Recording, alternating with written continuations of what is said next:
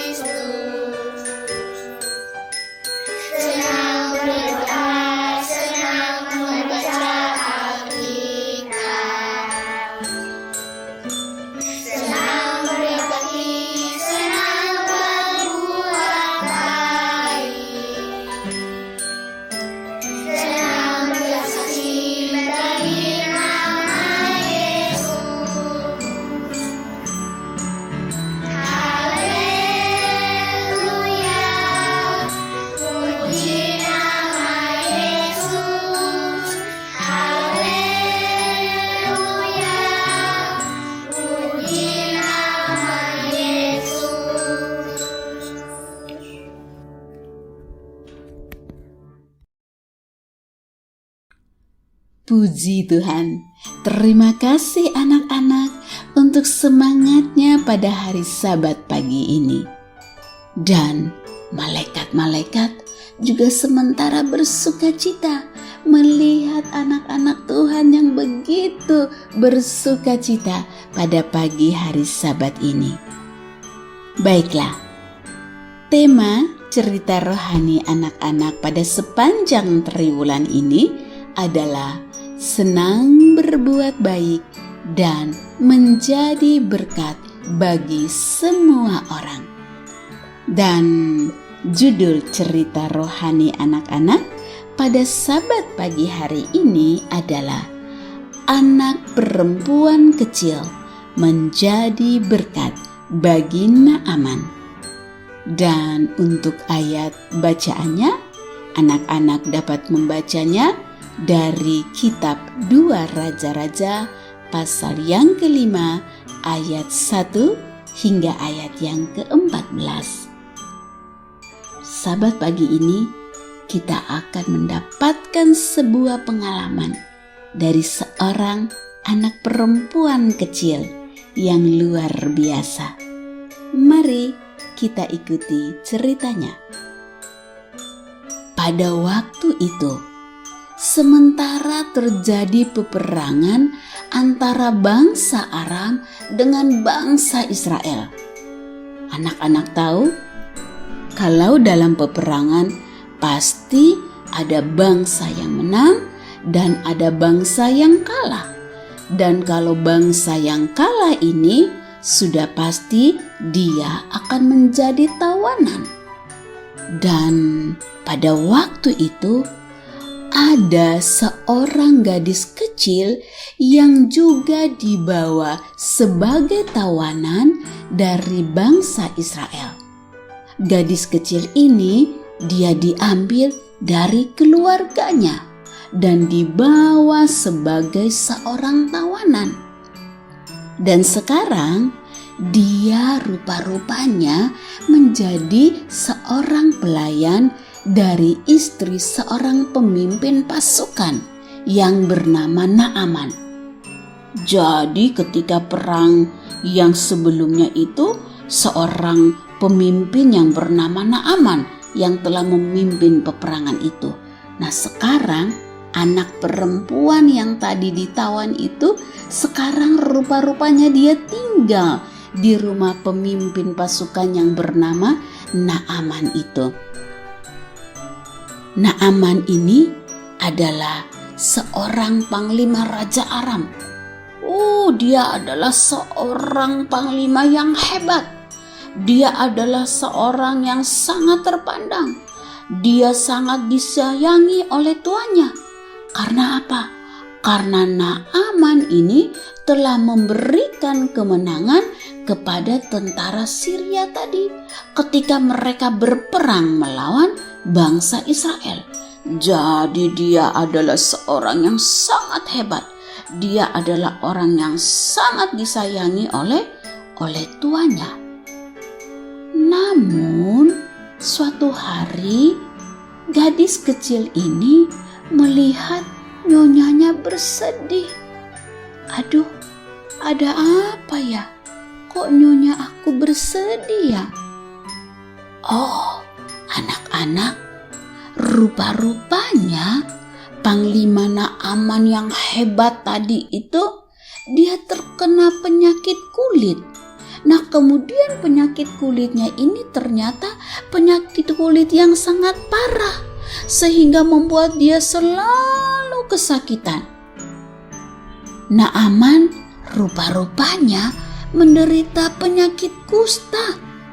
Nah, kalau penyakit kusta ini kalau dibiarkan berlama-lama itu bisa menyebabkan bagian-bagian tubuhnya tuh akan terlepas. Jadi kondisi ini membuat istrinya sangat bersedih.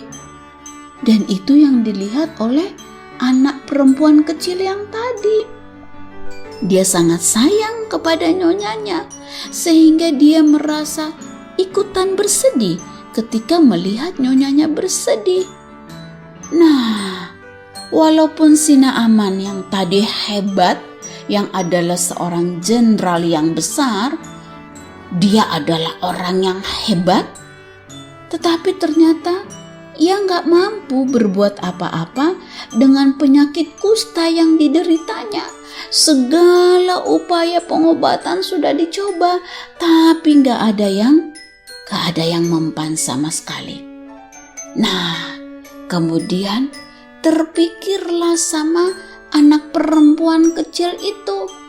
Dan dia berpikir bahwa aduh, bagaimana caranya ya? Saya ingin sekali membantu Panglima Naaman. Kemudian dia memberanikan diri.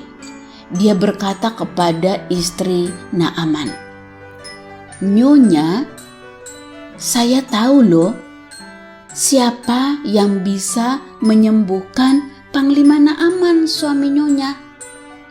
"Ah, siapa kira-kira?" "Oh, dia adalah seorang nabi. Dia adalah seorang nabi Tuhan di bangsa saya. Dia bernama Elisa dan dia itu tinggal di Israel." "Wah," kata nyonyanya, "wah, boleh juga ya. Karena dia rindu, dia ingin supaya suaminya bisa sembuh. Dia mau supaya Panglima Naaman bisa sehat kembali." Nah, kemudian anak perempuan kecil ini berkata, "Sekiranya tuanku menghadap nabi yang di Israel itu, maka percaya pasti nabi itu akan menyembuhkan Panglima Naaman dari penyakitnya." Wah, tentunya istri Naaman sangat senang supaya suaminya bisa sembuh. Kemudian dia cepat-cepat dia kasih tahu suaminya, Panglima Naaman. Dan tentunya Naaman dia mau mencoba apa saja supaya dia bisa sembuh. Jadi ketika dia mendengar ada berita yang baik bahwa ada seorang nabi di Israel yang bisa menyembuhkan, dia juga langsung bersiap-siap untuk pergi ke Israel. Dia akan pergi ke rumah Elisa di Israel. Nah, akhirnya Panglima Naaman pun dia segera melakukan perjalanan ke Israel. Oh, sudah sampai rupanya mereka. Loh, siapa ini? Ya, rupa-rupanya Elisa tidak bisa menemui Naaman secara langsung. Si Naaman mengira bahwa Elisa akan menyambut dia seperti orang penting. Karena memang dia adalah seorang yang penting. Dia adalah seorang panglima yang hebat. Tapi rupa-rupanya tidak. Nabi Elisa tuh tidak menemui Naaman secara langsung. Malah dia menyuruh pelayannya yang menyambut Naaman. Tetapi Nabi Elisa menyampaikan pesan berikut. "Mandilah 7 kali di sungai Yordan dan kamu akan sembuh." Anak-anak tahu sungai Yordan itu sangat kotor, bau. Nah, ini membuat Panglima Naaman sangat kecewa. Kemudian dia berkata, "Aduh, saya pikir dia akan memanggil Allahnya, kemudian dia akan melakukan sesuatu yang luar biasa untuk menyembuhkan saya. Tapi kok malah dia menyuruh saya mandi di sungai orang Israel yang kotor itu.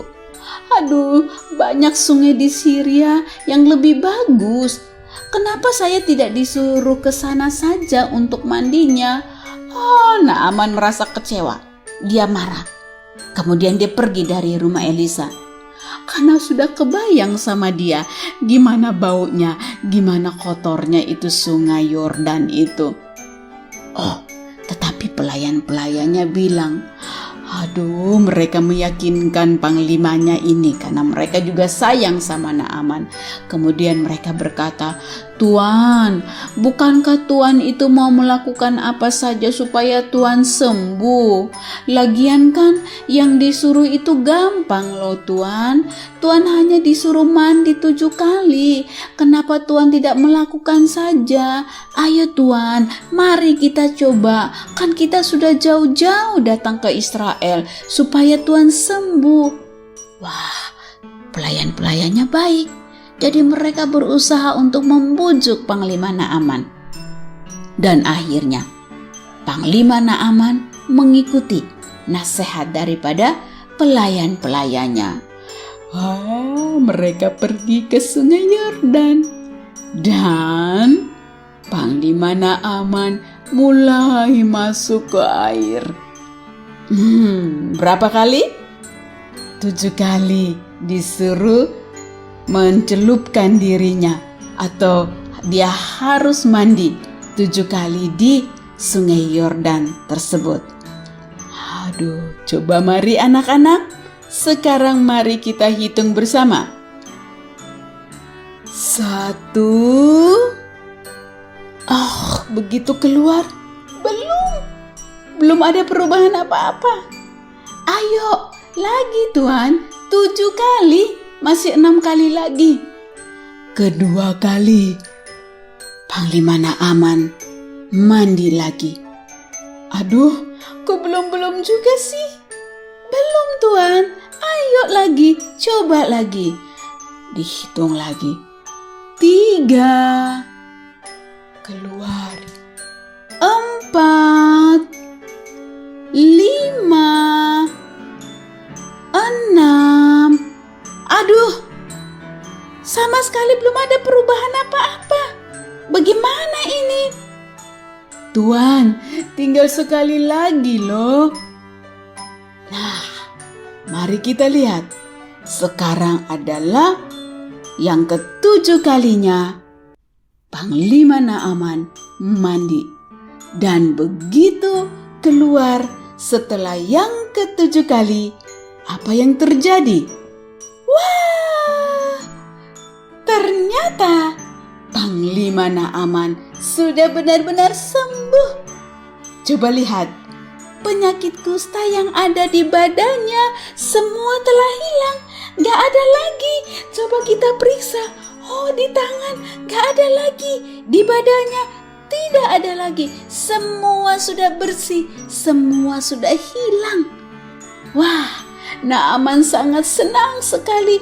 Dia sangat bahagia karena penyakit kusta yang harusnya tidak bisa disembuhkan, tapi sekarang dia sudah bebas, dia sudah sehat, badannya sudah bersih kembali. Dan tentunya dia sangat senang. Kemudian dia cepat-cepat kembali kepada Nabi Elisa karena dia mau mengucapkan terima kasih. Dan anak-anak, apa yang Naaman bilang? Naaman berkata bahwa sekarang saya tahu bahwa Yesus itu adalah Allah yang benar. Luar biasa, seorang Panglima Naaman akhirnya mengakui Yesus sebagai Allah yang benar. Dan anak-anak, menurut kalian, bagaimana perasaan gadis kecil itu ketika dia tahu bahwa Panglima Naaman yang tadinya sakit kusta yang parah sekarang telah menjadi sembuh? Anak-anak yang dikasihi Tuhan Yesus, sebuah pesan rohani dari cerita kita pada pagi hari ini tentang bagaimana seorang anak perempuan kecil yang menjadi berkat bagi Naaman. Puji Tuhan, Sabat ini anak-anak dan kita semua kembali lagi mendengarkan sebuah pelajaran tentang bagaimana untuk selalu senang untuk berbuat baik dan menjadi berkat bagi semua orang. Seorang gadis kecil Israel yang tadi, yang sebenarnya tuh dia hidup sebagai seorang tawanan. Tetapi dia suka untuk berbuat baik. Dia tetap suka untuk menjadi berkat bagi orang lain. Gantinya dia dendam, dia marah karena dia adalah seorang tawanan, tetapi dia tidak melakukan itu. Walaupun dalam keadaannya, kondisinya sebagai seorang tawanan, tapi gadis kecil ini tetap suka untuk berbuat hal yang baik. Anak-anak yang dikasihi Tuhan Yesus, seperti gadis kecil yang tadi, maukah kamu untuk suka berbuat baik dan menjadi berkat bagi orang lain, bahkan dalam keadaan susah sekalipun? Sekarang adalah masa pandemi COVID yang panjang sekali. Semua orang banyak yang susah. Pertanyaannya, maukah anak-anak juga berbuat baik walaupun mungkin kita juga sementara berada dalam keadaan yang susah karena kondisi pandemi COVID ini? Anak-anak yang dikasihi Tuhan Yesus, sebuah ajakan kepada kita, marilah kita tetap berbuat baik dan menjadi berkat bagi sesama kita, bagi orang tua kita, bagi keluarga kita, bagi siapapun dan dimanapun kita berada. Dan seperti anak gadis yang kecil tadi, bahkan dalam keadaan susah sekalipun, kita mau untuk berbuat baik dan menjadi berkat bagi orang lain. Karena Tuhan Yesus juga merindukan anak-anak untuk senang berbuat baik dan menjadi berkat bagi semua orang. Dan tentu janji Tuhan mengatakan bahwa Ia akan memberkati semua anak-anak yang senang untuk berbuat baik dan menjadi berkat bagi semua orang. Baiklah, anak-anak yang dikasihi Tuhan Yesus, demikianlah akhir daripada cerita rohani anak pada Sabat ini. Dan mari kita menyanyikan bersama sebuah lagu tentang kebaikan pada Sabat ini.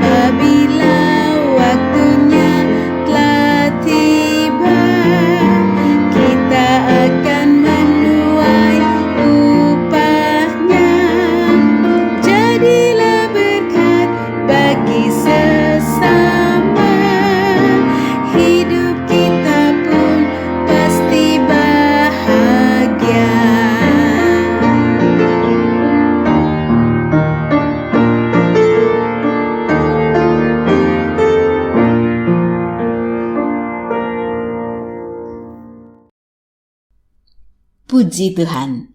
Terima kasih anak-anak. Jangan jemu untuk berbuat baik. Jangan bosan untuk berbuat baik. Baiklah, kita akan mengakhiri ruang cerita rohani anak pada Sabat ini dengan mengucapkan bersama ayat hafalan kita yang pada Sabat ini diambil dari kitab 2 Raja-Raja pasal yang kelima ayat yang ketiga. Mari kita ucapkan bersama-sama. 1, 2, 3. Berkatalah gadis itu kepada nyonyanya, sekiranya tuanku menghadap nabi yang di Samaria itu, maka tentulah nabi itu akan menyembuhkan dia dari penyakitnya. Baiklah anak-anak, mari kita tutup dengan doa pada Sabat pagi hari ini. Mari kita berdoa. Tuhan Yesus, terima kasih untuk cerita rohani pada hari Sabat ini. Terima kasih Tuhan sudah mengajarkan kami untuk senang berbuat baik dan menjadi berkat bagi semua orang. Tolonglah kami Tuhan untuk menjadi saluran berkat bagi semua orang. Terima kasih Bapa, di dalam nama Yesus kami berdoa. Amin. Baiklah, demikianlah cerita rohani anak pada Sabat pagi hari ini. Kiranya Tuhan Yesus akan memberkati dan melindungi anak-anak sekalian pada sepanjang hari Sabat Tuhan yang suci ini. Sampai berjumpa Sabat depan. Dadah.